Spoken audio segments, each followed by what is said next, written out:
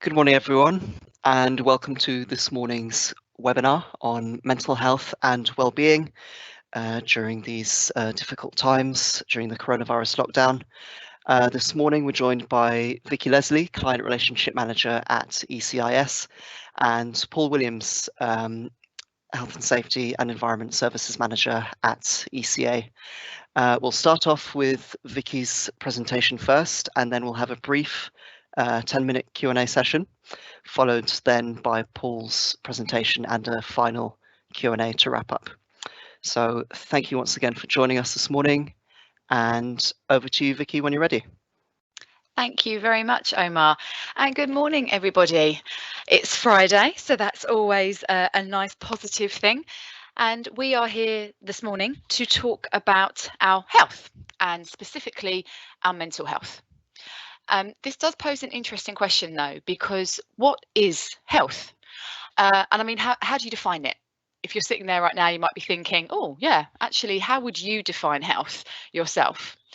Well, the World Health Organization defines health as a state of complete physical, mental, and social well-being, and not merely the absence of disease and infirmity. Now, what is interesting about that statement is it clearly shows that health is not just about how we feel physically. Mental health is just as important, as is social well-being, which is very apt considering our current circumstances. But for a minute, let's think about how mental well-being is often viewed. Because do you think that we view them the same? Do you think when we think about physical and mental well-being, they are equal in our opinions of them? Well, let's have a think about that.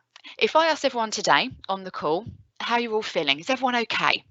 Has anyone had a cold, maybe an injury from clearing out the garage at the weekend? So that's exactly what I did. I managed to drop a box on myself, so that's why I thought I'd mention it. Or even maybe symptoms of the coronavirus. Most people would probably feel quite comfortable saying to me, as I just did, yes, managed to drop a box on myself because I was being clumsy, or oh, I've had a stonking headache, or I've had an awful cold last week, or we might say, actually, I've had a dry cough, so I'm being careful and self-isolating at the moment because I do have some symptoms. We would feel comfortable probably talking about that. But if I then asked if anyone is feeling lonely, anxious, stressed, or depressed, we'd probably be much more reticent to answer that question. Why? Well, generally, there tends to be a certain stigma that still is involved with mental well-being. So we, at times, aren't as comfortable talking about it as we are about our physical health. We tend to focus on our physical well-being, but as the World Health Organization says, our mental well-being is as important to our overall health, and there really isn't any difference between the two. So how can I say, Vicki, hi, Paul. Hi, Vicki. I just thought I'd just jog in there because it's really interesting, isn't it, this perception between physical and mental health and the way people talk about it. Like, for example, if someone presents as being depressed or anxious, sometimes people would say something like, oh, oh, cheer up, put a smile on your face and trivialize it. But you wouldn't, if someone had a broken leg, for example, you wouldn't say, oh, just get up and run around the room a bit. That'll sort it out, would you?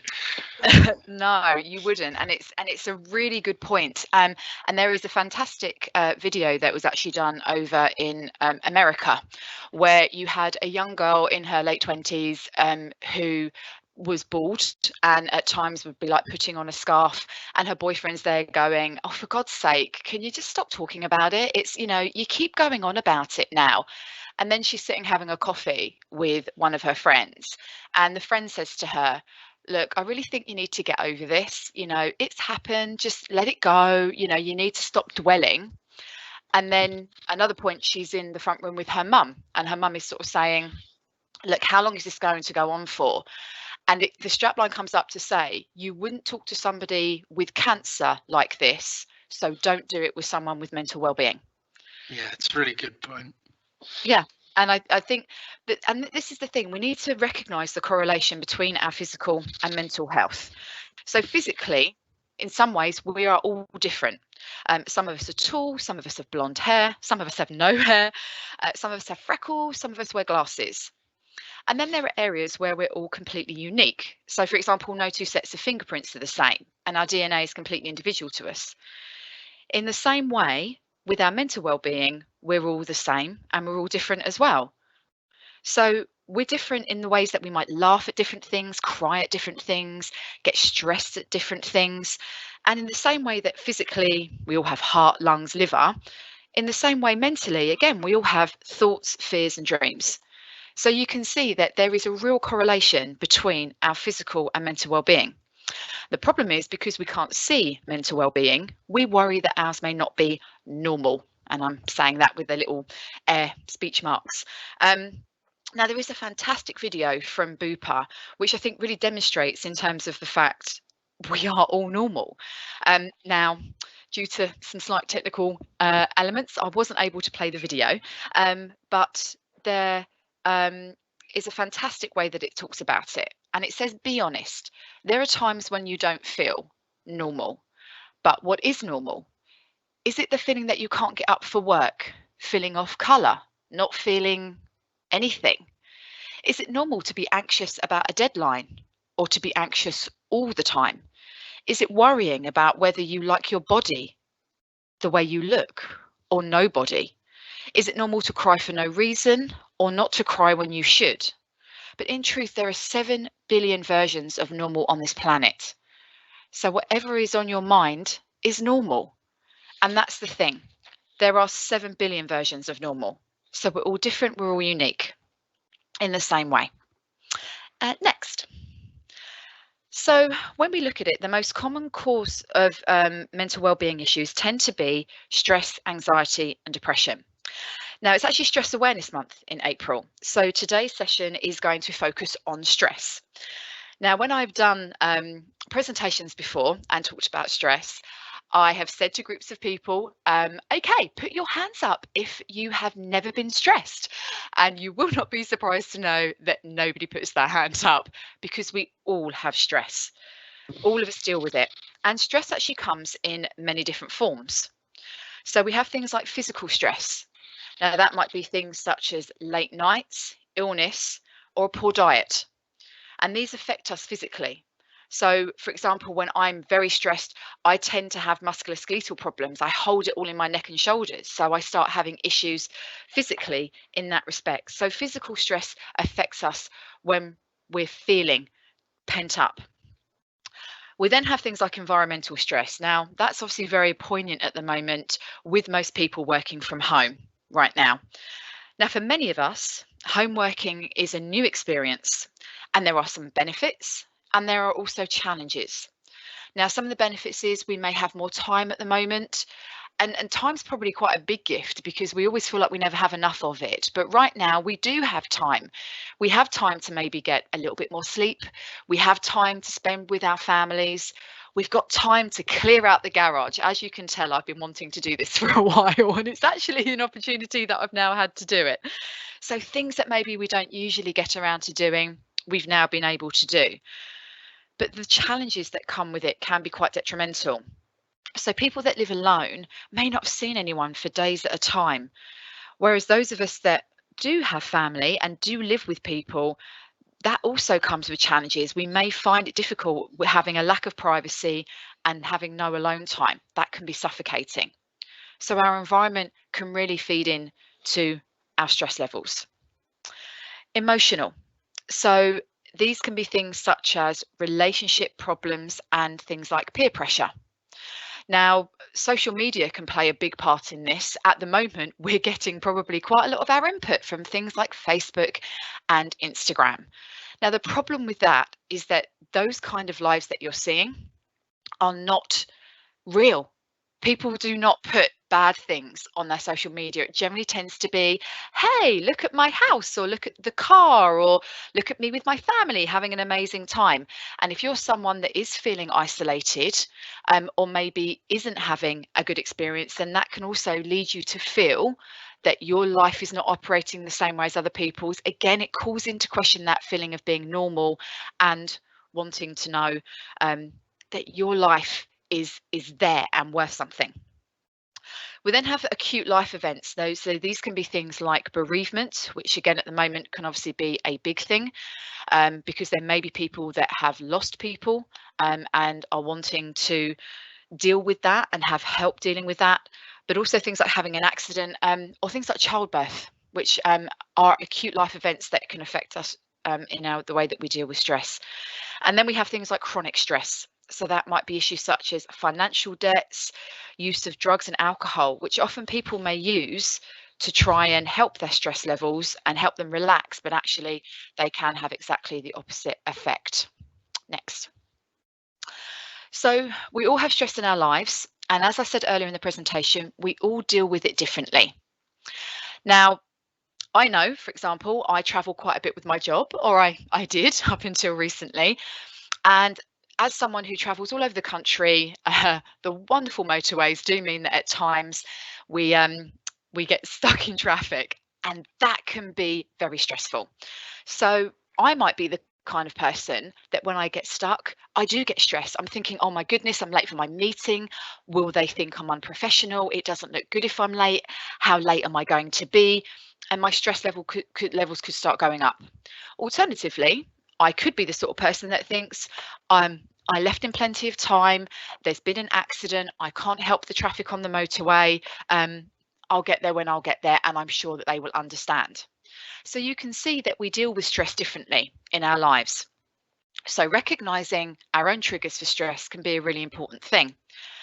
And I'm going to say something now that might be a little bit controversial, but some stress is actually good. Stress helps drive us and keep us motivated. So for peak performance, a degree of pressure is necessary. Now you'll see on the chart in front of you that if you have no pressure in your life, and in terms of our performance, it leads to not good performance, and we're looking at an area of being bored. So it leads into boredom or being in a comfort zone where we're not feeling motivated or we're not engaged. However, as we have some pressure, obviously that pushes us forward into driving, being motivated, hopefully achieving as well. And we just need to be careful when that then tips over. As you can see, once you come over the line of resilience and that comes into a downward arc, that's when it becomes difficult and we start looking at things like burnout. And that's what we need to be aware of. Where is our individual tipping point? I think, Vicki, as well, is there a link with the fight or flight response as well here, isn't there, I think? Yeah, and it's interesting because the flight and fight response as a stress level actually goes right back to caveman days, where someone would come out of their cave in the morning, have a stretch, and see a woolly mammoth kind of coming at them. And actually your body then has a stress reaction to that as well. So your heart starts pumping harder, adrenaline starts coursing through your body, that pushes blood into your muscles, which then means that either your muscles are becoming stronger, pumped up, ready to either fight or potentially into your legs to run away. Your pupils dilate, give you peripheral vision. So this is that point where you could turn around and go, oh my God, I can't deal with this. And you kind of almost run away from what it is that you're trying to achieve, or you turn around and you're thinking, right, I've got to knuckle down now and get this done. So that flight or fight response kicks in. And I think it's interesting because I think it was actually you, Paul, wasn't it, that mentioned about there being a really good saying from somebody in regard to how we view our problems. Yeah, oh yeah, there's a guy called Epictetus. He was a Roman slave, and he's quoted, and this is in the mental health first aid course, he's quoted as saying, we're not disturbed by things, but it's the view we take of them, which I think is a really interesting perspective. Yeah, and that exactly says it's about us and how we view it. So it is that individual aspect in that respect.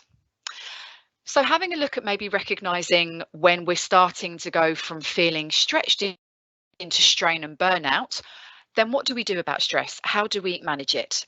Next. Now, the image that you're going to see come in front of you now is a stress container. Now, the stress container represents a receptacle into which everyday stresses flow. Now, the size of the container will depend on everybody's individual circumstances and lots of different factors, such as life experiences. So you'll see that stress flows into the top of the container, the same way it would if you were filling up a water bottle, for example. Now, obviously, you could only put so much liquid into that before it would overflow. Now, stress generally, as we've said, does come at us throughout life. It doesn't just stop. You don't then suddenly have no stress whatsoever. So stress will always be flowing into that container. So it's important that we look at how we cope with that in order to make sure that the container doesn't overflow. So there are helpful coping strategies that can function as a tap to let stress out of the container. And these can be things like asking for help, getting plenty of rest, taking time to do things which help you relax.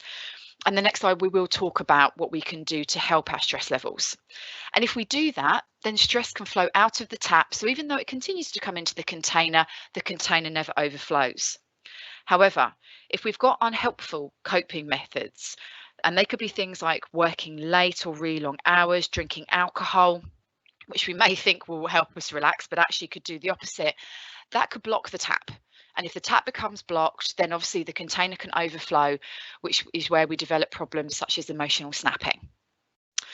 So we've identified what can cause stress and maybe our triggers and how maybe to recognize it.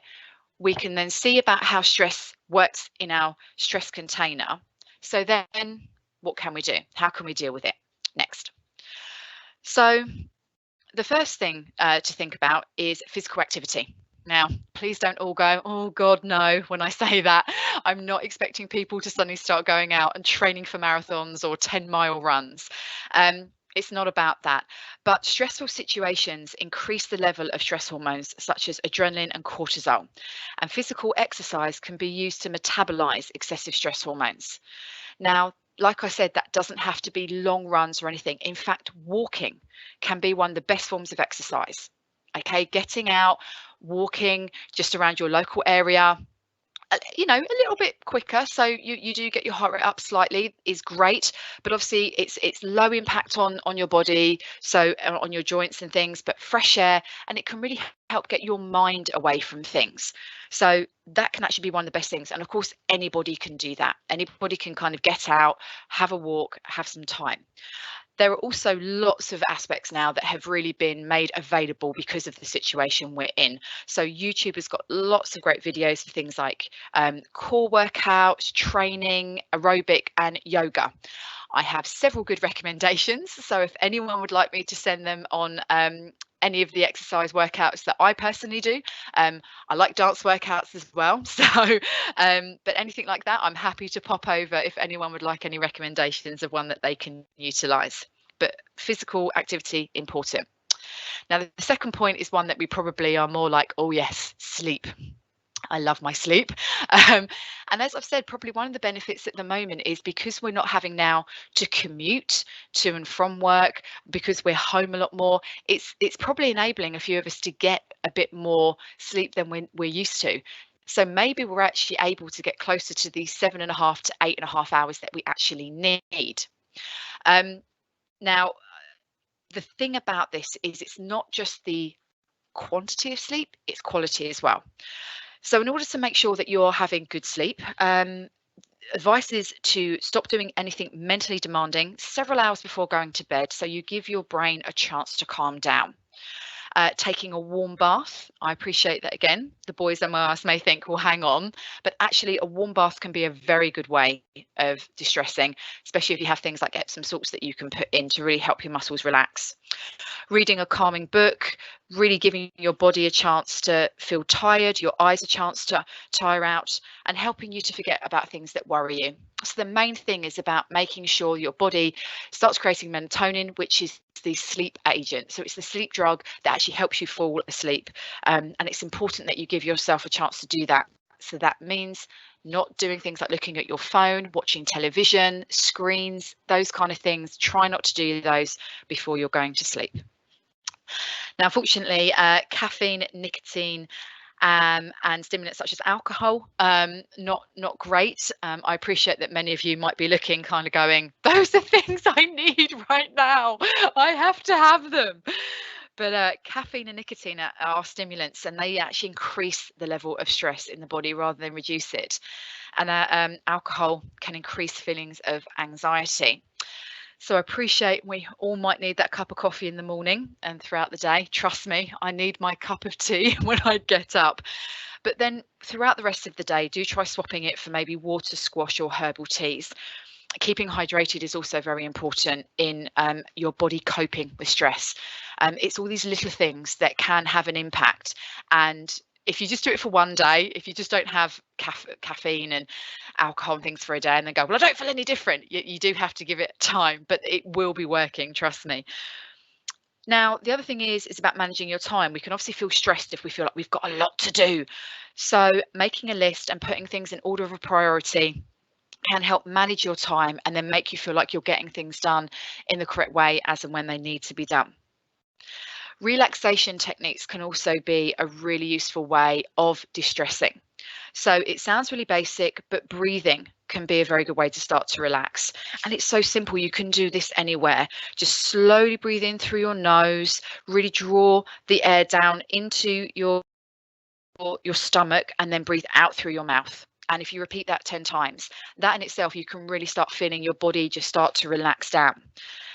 If you want to take it a little bit further forward, you can look at a simple technique where you focus on a word or a phrase that has a positive meaning, something maybe like the word calm or the phrase life is good, and you focus on that. Now, if your mind starts trying to wander to think about doing the shopping or what's happening with the kids' homework or something that's stressing you, then you return your focus to the word or phrase and just think about that. So it gives your brain and your body a chance to relax. And then we have progressive relaxation. This takes a little bit more time to master, but can be really good. You do need to take give yourself a good sort of like 10 or 15 minutes to do this in a place where you can potentially lay down, and you just go around your body, and it's a way of consciously relaxing your muscles. So you might, for example, start at your feet with your toes and just think about relaxing them one by one. And then once you feel that your feet and toes are relaxed, for example, you then move up to your ankles and then your knees, and you go around your body to really feel the body unwind and distress. And lastly, again, one of the most important things is talking. So talking can really help get things off of your chest. It can help put things into perspective, and it's really, really important to do. Now, there may be those people on the webinar today that have the Bupa private medical insurance through ECIS. And if you do, you have access to the Employee Assistance Programme. So that is a 24-hour-a-day, 7-day-a-week helpline that you can speak to somebody to. But it is really important to talk. Bottling things up is the ultimate thing that will turn that tap off in your stress receptacle and just allow it to overflow. So talking is really, really important. So hopefully that has given everybody a little bit of an idea this morning about what creates stress, how we deal with stress, how we recognise stress, and then what we can do about it. So I think now we will go to some of the questions that have been asked. Simon has mentioned about the Bupa video, and I think Omar has said yes, we will include the link to the Bupa video. It really is worth a watch because it is very interesting. Excuse me. Thank you very much, Vicki. And yes, this webinar will be available to playback after it's concluded, and we will add the link to that Bupa video with that replay, so everyone should be able to watch that.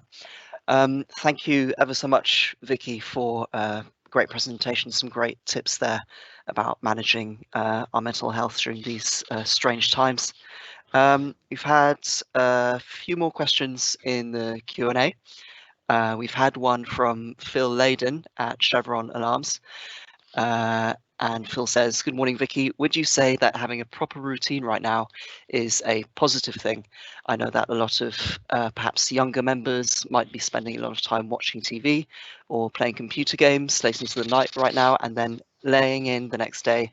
And quickly this can turn into a poor sleep pattern. Any practical advice to help break this cycle? One that I think a few of us can relate to. I certainly have found myself staying up late watching YouTube and iPlayer. Any tips there, Vicki?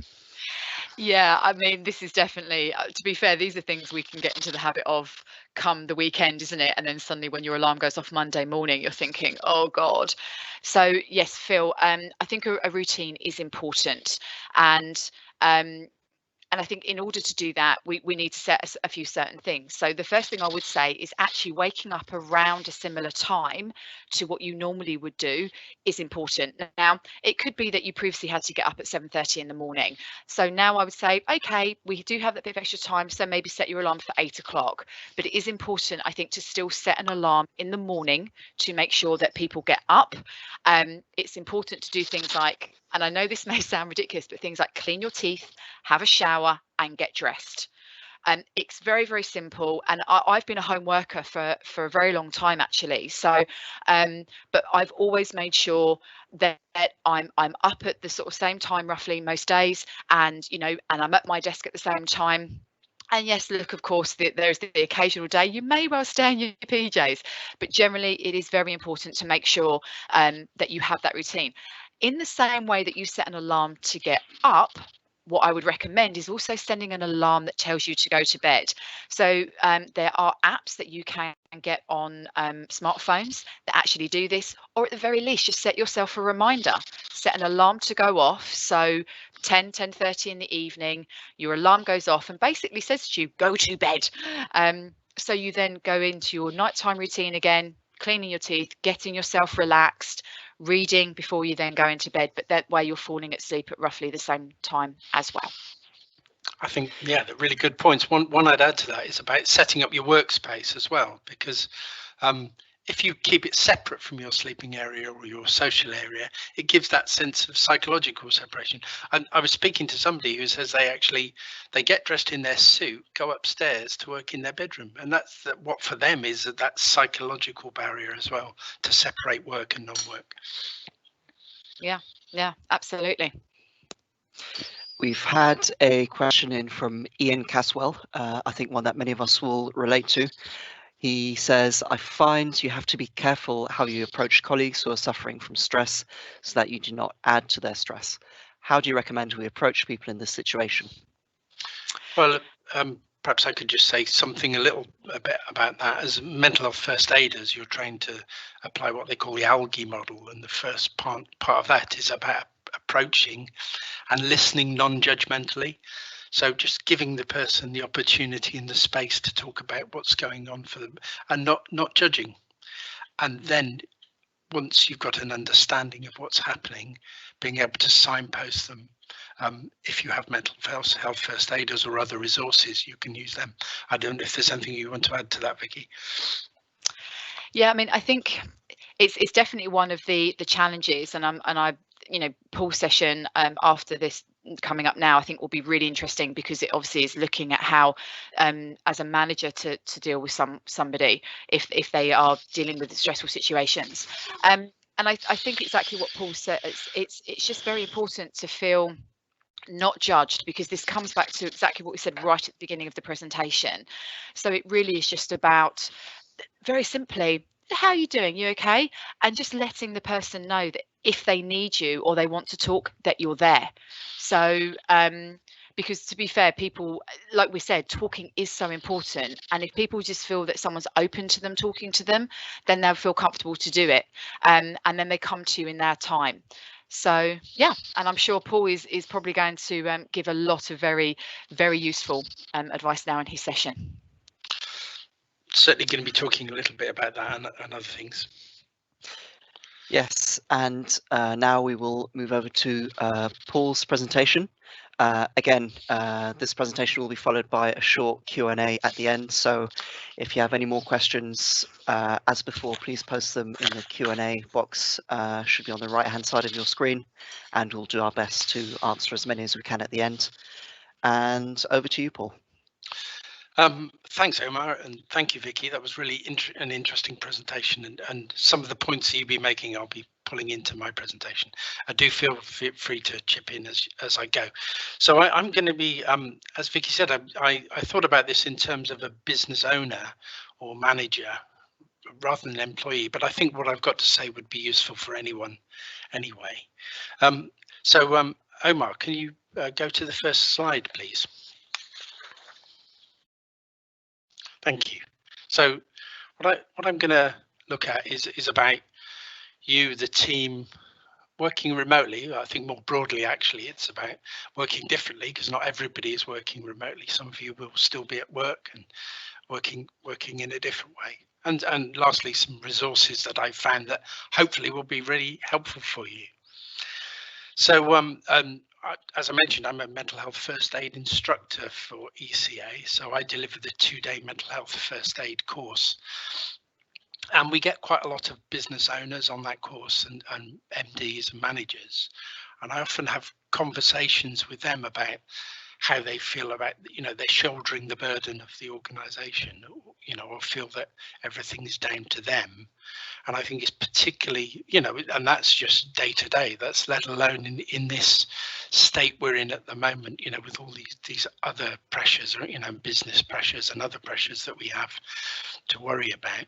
And, I think it's the thing that comes out to me is some of these points that Vicki made about taking time out for yourself and being kind to yourself are particularly important. And I've got a few, as the next few slides, I've got a few tools and a few ideas and resources that you can look at to help yourselves with that. Certainly, I think in the way things are at the moment, it requires us to rethink the way we work. Interestingly, some of the conversations I've had with people over the recent past is, they're saying it's actually this whole situation has made them rethink and reevaluate, what's important to them. I think and people have said they're focusing more on about, what we share as humans rather than what separates us, which I think is a really interesting point and an important point in terms of what positives we can get out of the current situation. And talk a bit about the team, how you support each other, and a little bit about management styles and knowing your team. And then working remotely is working differently, isn't it? Which is thinking about social isolation, as Vicki mentioned, for working remotely. That's quite an interesting one, isn't it? Because if you think about that, that's traditionally in society has been a punishment. Think of, I don't know, say Steve McQueen, the Cooler King, if you remember him, in solitary confinement. And I know the Inuit, the Eskimos, one of their punishments used to be to isolate somebody, sit him on an iceberg for a few days, and let them think about their wrongdoing and cogitate on that. So it's a very good point, actually, Paul. Sorry, because if you do look at how we are as a society, I mean, the whole point is the reasons we have families and even things like teams. Why do you think people get so involved in football teams or your rugby team and we support teams? Is because actually human beings by our very nature, and always have been. And again, if we go back to cavemen days, if you weren't part of a tribe, you either froze to death, starved to death, or you got eaten, you became prey. We've all been, ever since the dawn of time, we've been designed to be together. So isolation is one of the most difficult things we have to face. Yeah, so we have to be creative about finding ways to keep that social momentum going. And lastly, I've got a list of helpful resources. So they're things I'll mention over the slides I'm going to talk about, or other resources that I found that may be of use. If there are things that either Vicki or I mention that aren't there, do feel free to contact us subsequently and we can point you in the direction of other resources. So Omar, could you move to the next slide, please?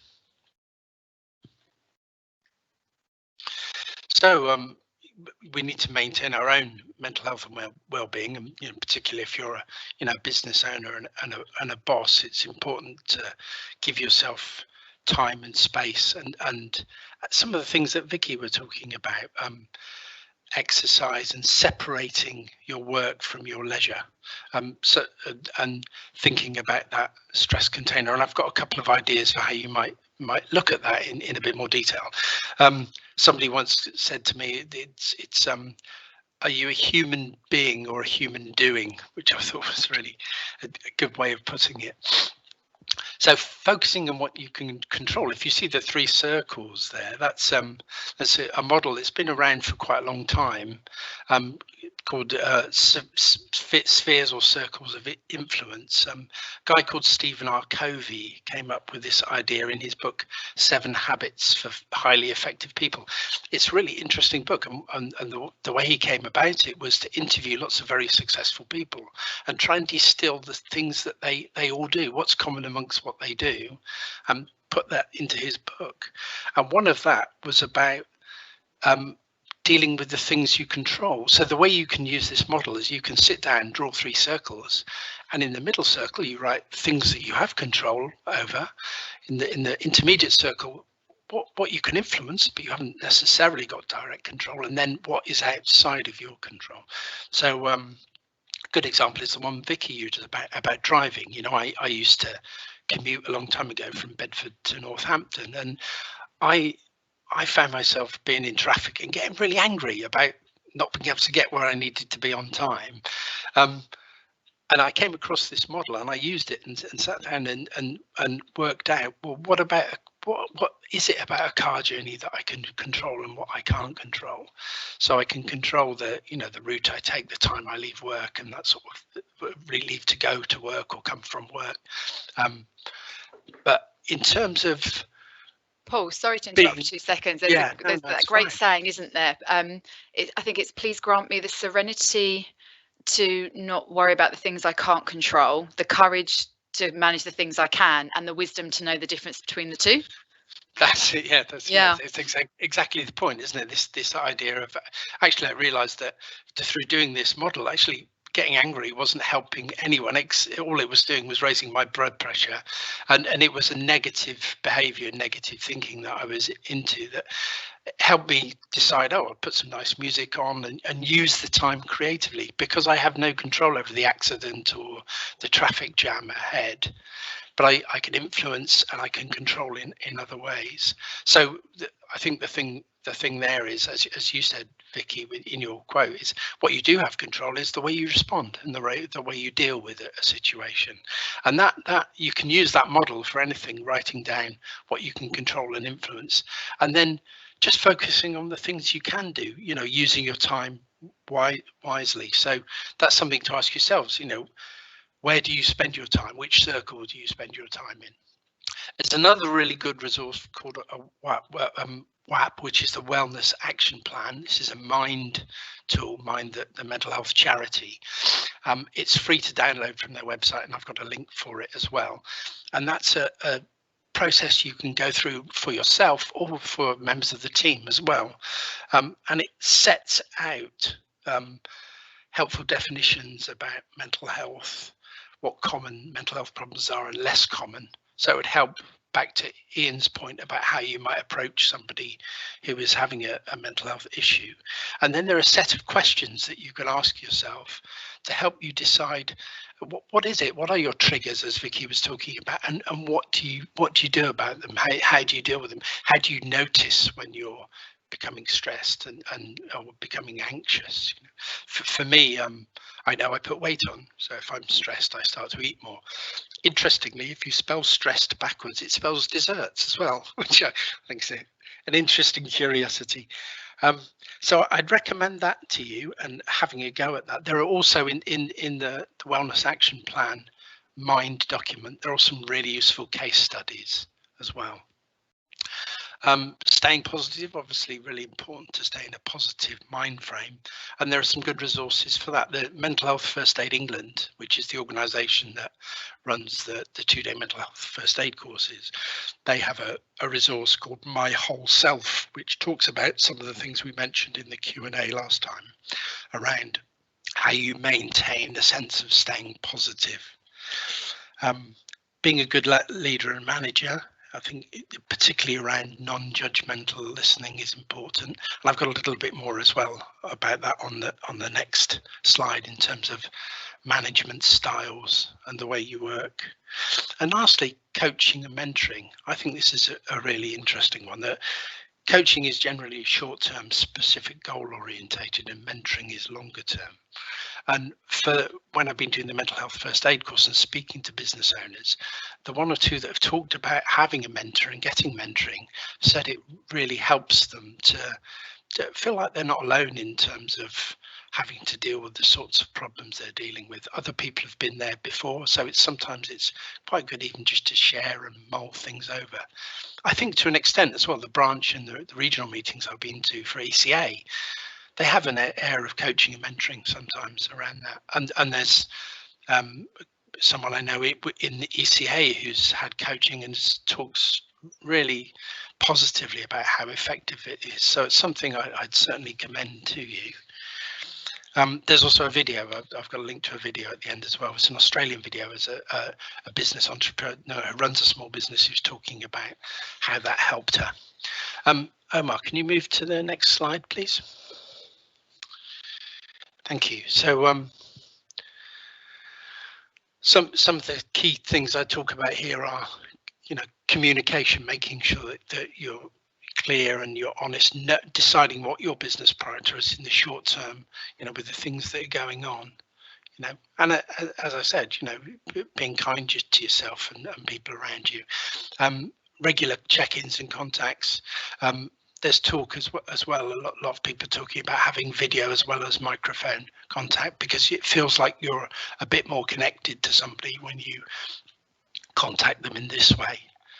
Listening and modeling behavior, so active listening which is not judgmental is really important. Modeling behavior is a really interesting one. There's lots of studies around that. As a leader and as a business owner, the behavior you exhibit can be copied by others. If you want to know more about this, there's a really interesting study by a guy called Ash, spelled ASCH, and he did an experiment where he got somebody in a room who was a delegate, and 3 or 4 other people, but unknown to that person. They were actors, and what he did was he had 3 lines of different lengths, quite similar, A, B, and C, and then he had a subject line, and he just asked the delegate to compare the lines and say whether it was A, B, or C. What he discovered was where the actors were all primed to deliberately choose the wrong line. And nearly always the subject would choose the same line as the people around them. And it's really interesting around modeling behavior and how, as a leader, what you exhibit and what you do, you tend to get more of, what you focus on. So that's certainly something to be aware of. And I would certainly have a look at that model more, because it's really interesting. Also being aware of change, because we're all creatures of habit, and where people change behavior, that's certainly something to look out for in terms of them needing help and support. So I used to work with somebody who was always immaculately dressed, and over a period of 3 months started becoming more and more disheveled, which was a sign of a mental health issue that they were experiencing. We were able to get help for that. I mean, that was quite an obvious one, but there are more subtle ones as well to be aware of, getting to know people and thinking, well, how are they changing and how are they coping with the current situation? That links back to knowing your team and what their stresses are, thinking about the stress container that Vicki talked about. You know what pushes other people's buttons as well as what pushes your own as well, and thinking about in an isolated situation or distancing, how that might exacerbate those in other people in the team around you. And I think that wellness action plan is a really good way of exploring that with somebody and spending a bit of time going through that with someone and asking the questions helps draw out some of those points, because after all, we can all learn about ourselves for our whole lives. There's also the NHS mood assessment kit, which is like a check-in document, which I've added as a link. And the diagram there is there's something called a Johari window. So this was 2 guys, Joseph Luff and Harrington Ingham, created it. So that's why it's called Johari.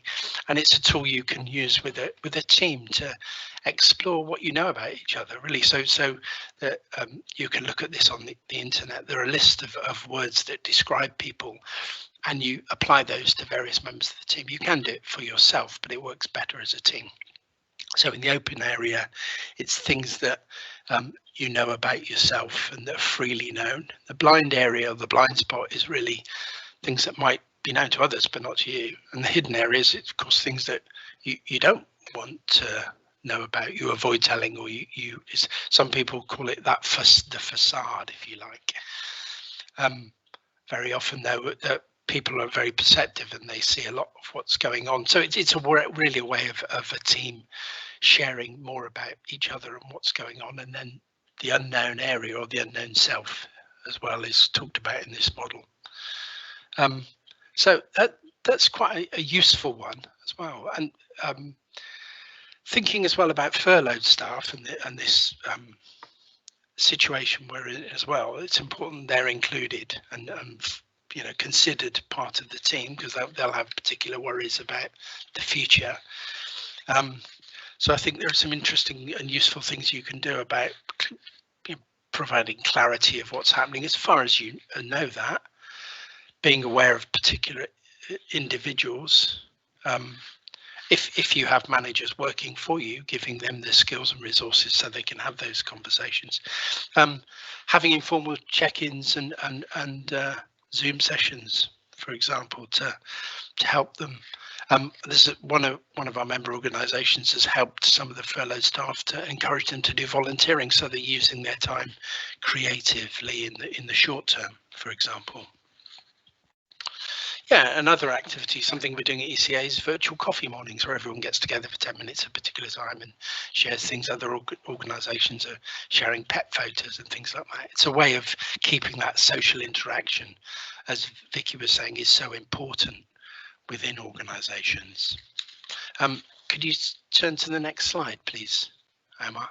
So this is the last slide about working remotely, or working differently, really, because I think as I said, some people will be at work still. So how you adopt to other people's working styles and the like.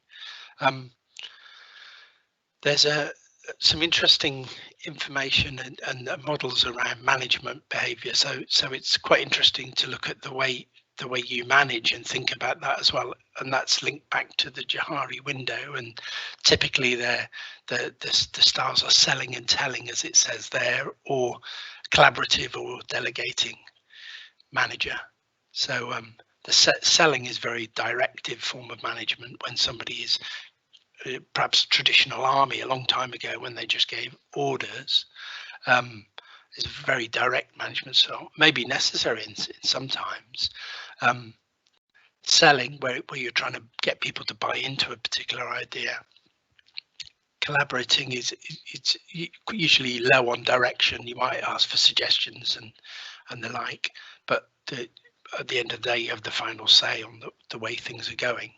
And then delegation, which is where you really trust people to get on well with the work. So I don't have any answers to this, but I think they're interesting things to think about in terms of the way we are at the moment and the situation we are in terms of thinking about your own management style and how you might need to adapt that to maybe allow more delegation, for example. More listening and just repeating really what I said before about active listening. So giving the opportunity for somebody to talk. I think it's better with visual, so audio and visual in terms of listening. Being accessible, so knowing people can get hold of you is particularly important, I think. But also as a business owner, having that boundary, because on the mental health first aid course, talking to some leaders and managers, they say about how they feel like they're always in demand and it can affect their sleep and what have you. So trying to be a bit more focused around creating your own time is really important. Challenging, I know, with challenging clients, that's certainly something to work on and think about. There's also a really good link actually to sleep, and there's a good NHS resource about getting effective sleep. IT literacy, I think we've all had this with webinars and telephone conferences about muting and unmuting and all those other things that we're hopefully coming to terms with. But one of the member organisations I've talked to did a little info sheet for people about how to use particular software, because you've got Zoom, Hangouts, Skype, all sorts of different ones. And then spotting someone in difficulty, a bit to Ian's point really, and I go back to my point about looking for change where you see somebody doing something that they don't normally do. I think that's a key signpost, and being aware and having resources ready so you can signpost people in the right direction. So for example, if a member of the team is anxious and they're becoming more anxious, then there's the UK anxiety website and resources they can seek to help them, you know, in this difficult situation that we're going through at the moment. That's pretty much all I wanted to say on that. So could you just do the last slide, please, Omar? So this is a list of some of the main resources. I've got the wellness action plan, the sleep link, and there's the video around running your own business. The calm zone is a useful one. That's the calm stands for campaign against living miserably. So it's linked to those people who are suffering from depression. Of course, the EIC, Electrical Industries Charity, is key for us in terms of help and support. Also, I didn't actually mention, but on the last slide, I had the HS&E work-related stress models and the stress factors. Oh, thank you. They're the 6 stress factors that they talk about. They've actually got quite a useful document. It's kind of a stress risk assessment on their website. It's a management toolkit where you can look at these things in a work situation and see how you might readdress the balance of some of them. That might be quite useful to look at in this situation where we're working differently at the moment. Thanks, Omar. Thank you. If you could just go back to the Q&A. So that's the end of the session. Hope you found some of the models useful, and I'm sure Vicki and I will be able to answer any other questions if you have them. Thank you very much, Paul. Some great tips there. Just to reiterate, all the useful links and videos that Paul and Vicki have mentioned today will be available as links after the presentation. This presentation will be recorded and made available on the ECA YouTube channel with all the useful links listed below in the video description. So Paul and Vicki, we've had a couple more questions since the last Q&A. One from Jane Hunter, who asks, what does the acronym ALGAE stand for? I believe, I can't remember if it was Paul or Vicki, but that was mentioned earlier on. Yeah, sure. ALGAE is used in the mental health first aid training for the 2-day course, and it stands for Approach, Assess and Assist. That's the A, where you try and understand what's going on for somebody, listening non-judgmentally, and then getting the professional help and support and other help and support as needed. So it's really about the whole mental health first aid training you're not trained as a counsellor, you're not trained as a therapist, you're trained really to signpost. So it's being able to listen, tease out what's going on for somebody, and being able to effectively signpost them to professional advice and to other advice. Really, that's what that acronym stands for, and I can certainly share more information about that.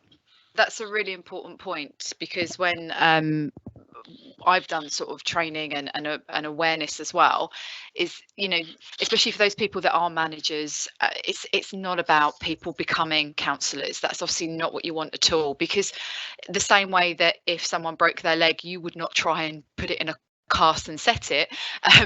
You know, there are professionals that can deal with things. What we're really wanting to encourage people is that if you do have employees or if you do have colleagues, that you encourage them at the same time to seek support if you feel that something is needed. Now, that could be, as I've said, it could just be that someone wants to have a chat. I don't know about you, but if I've had a bad day, it's cathartic. You get together with your friends, you have a little bit of a rant about, you know, my boss is driving me crazy, but afterwards you feel fine. You've got it off of your chest.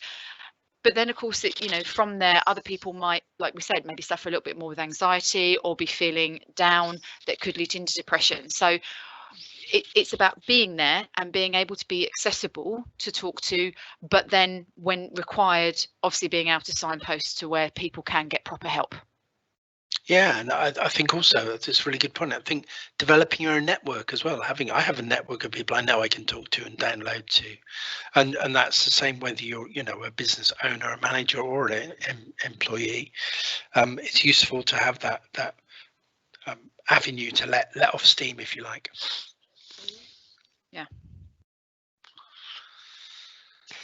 And just to add to that point, there's loads of apps out there where you can kind of link up with friends and colleagues outside of the work setting to let off a bit of steam. I've got a regular house party app session with a few friends once a week. We have a glass of wine or a beer or whatever, and de-stress that way. Yeah, and like quizzes are a great thing to do. We've been doing that with sort of like a series of our friends. And we actually even started doing it on our ECA coffee morning yesterday. So Paul, you'd obviously mentioned the fact that the ECA are having these little sort of 20-minute get-togethers for people to just sort of chat, almost as if you were in the office. And we just started sort of throwing out some quiz questions to sort of say, ooh, does anyone know how long is the Great Wall of China? And it's a way of people feeling connected. And chatting almost like you are still in that office environment and you still have that connection. Yes, okay, there may be a physical distance, but you're still engaging with people. And there are lots of ways of doing it. So it's important to I have just a little tip. I never thought I would say this. And again, don't judge me. Jigsaw puzzles. Jigsaw puzzles are really good fun. Who knew? But, keeping things just trying new things, keeping things different, but at the same time, as we came back to before, a certain routine is important, but then so is obviously just keeping in touch, staying connected. Important. Yeah, there's one group I know where they all tried to model a different painting, and then they'd send a picture, and you had to guess the painting from the pose that they took. That was quite fun. We're not doing that at work. I haven't washed my hair in like 2 days, and I don't want to have to start, getting everything looking okay. So maintaining a routine and maintaining our networks are crucial at these times. You have any questions, Emma? No questions in the chat box, but one from me, if I may. When we think about working from home, what comes to my mind is that hilarious BBC interview that happened a couple of years ago, where the interviewee is speaking via Skype or whatever, and his kids kind of wander into the room and chaos ensues. On a more perhaps serious note, do you have any points for managing those situations where people can be in a busy, hectic household, young children, people they need to look after? How can you separate work and life in those situations? I think it's about negotiating with the people that you're sharing the space with, really, and working together to try and carve out the time that you need. I have one of my friends. He's one of 4. He has 2 daughters, both of whom work, and his wife. They're all sharing the same space, so they tend to rotate. For example, for me, doing a webinar, I want to have not be disturbed. So I've agreed with the people I share with that I have this space for that time. So I think for me, it's about negotiation. Yeah, I completely agree. I think there needs to be somewhere where is identified as a space that is for that kind of situation. And in exactly the same way, we have an office at home, but we just have one. And there are times when, like today, I require the office space, and I need it to obviously be just myself so that there isn't sort of background noise or other things going on. And so my partner at that point will then go downstairs and work from the dining room table for a while. So it is just about having that conversation, understanding each other's requirements and sort of being respectful of that. I think also, if you're watching and something like that happens, actually, it's quite funny, and people are very understanding at the moment, and I think not judgmental about the challenges that we all have. Yeah, to be honest, I think if something like that happens, I mean, even at the time, everyone just kind of laughed, didn't they? Yeah. And it is the element that it almost, at that time when we weren't all having to do this, it actually really humanised the speaker, because we all kind of laughed and thought, oh, bless him. We know what that's like when the kids just come barreling in. But it's, it is part of life. And again, what I think it demonstrates is we all deal with the same kind of thing. So this back to thing of, is my life normal? Is what I think normal? Is how I feel normal? The answer is yes. Yeah, and also being kind to yourself and giving people a bit of a break. Yeah, exactly. Great, thank you both for some great tips there. Omar, can I just say, I noticed Lucy Speed has posted about a charity, State of Mind, who deliver mental health awareness talk, which she's recommending. So that might be another one to take a look at. We've got some good resources as well, she says. Absolutely, yeah. And we'll be sharing links to all the resources that we've discussed today in the description of this recording, which will be on our YouTube channel later today. Just a final reminder for our viewers that ECA has a coronavirus guidance hub available on its website. Visit www.eca.co.uk/coronavirus. It's updated daily.